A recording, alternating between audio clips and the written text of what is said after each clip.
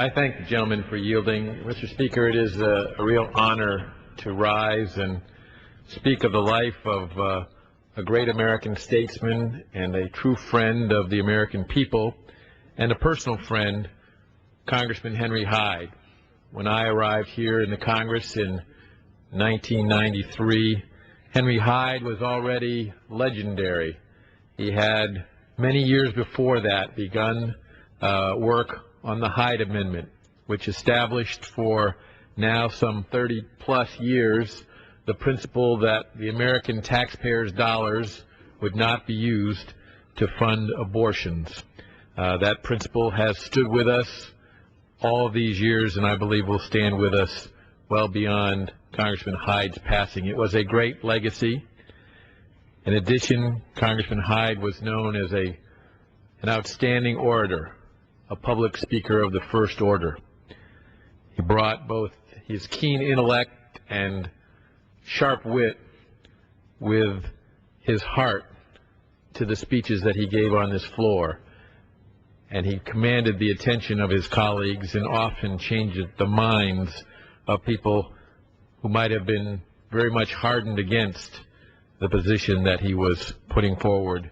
He did it with considerable skill, with considerable intellect, and with considerable commitment. But when I arrived in 1993, I became very much aware of his personal attention that he gave to other members of this House. As a new member, he helped me through one of the more difficult committees to serve on in the Congress, the Judiciary Committee. And when we gained the majority, the Republican majority in 1994, the Republican leadership recognized Henry Hyde's capabilities and actually passed him over other members of the Congress to make him chairman of that committee, knowing that that committee had an enormous task ahead of it.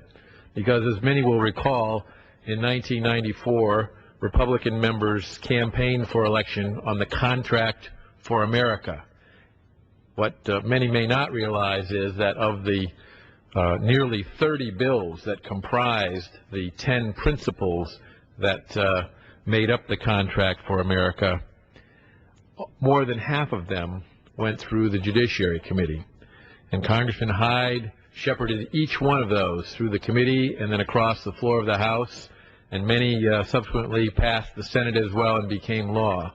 And he accomplished that not just by his own hard work and dedication, but by delegating responsibility to virtually every member of the committee, on both sides of the aisle in some instances, in fact, giving new members like myself the opportunity to play a key role in managing that legislation and offering key amendments, because he recognized the importance of operating the committee in an open and fair fashion.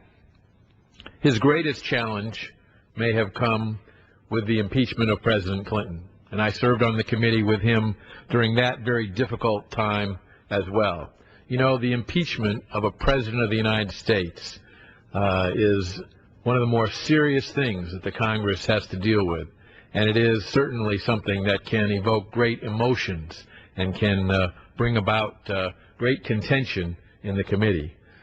But Chairman Hyde managed the committee with great fairness, with great attention to detail, and did so at a time when he was personally vilified and attacked in a number of different ways, most unfairly, and yet did it with equanimity, with grace, and I think commanded the respect of members on both sides of the aisle as he handled that very, very difficult challenge, and did so, I might add, successfully in bringing forward impeachment resolutions which were sound, which passed the House of Representatives, and which I think spoke for all time about the importance of the respect of the rule of law by all of those who serve in government, even in the highest places.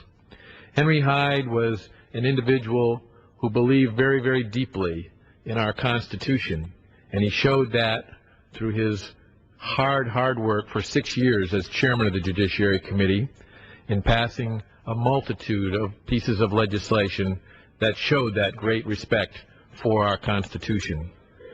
But he was more than simply a believer in the rule of law. he was a believer in the human heart. And he showed that time and time again in his work with other members of this Congress, as we've heard some mention here this evening, and also in his work internationally, because after he completed his work as chairman of the Judiciary Committee, he was given another important and great challenge of serving as chairman of the International Relations Committee. And I've had the opportunity to see him in action with presidents and prime ministers, to see the kind of respect that he commanded from world leaders because of his leadership of that committee and because of his great concern for the promotion of American interests around the world. Those interests are very pure, interests of promoting democracy and opportunity, freedom and peace for people in every corner of the globe. I have not had the privilege of serving on the International Relations Committee, but I have had the opportunity to serve for 14 years on the Judiciary Committee with Congressman Hyde, and I will never forget the leadership that he provided on that committee and in this Congress. He has been an inspiration to me. He's been an inspiration to millions of other Americans, and he deserves to be recognized as one of the greatest statesmen of our time.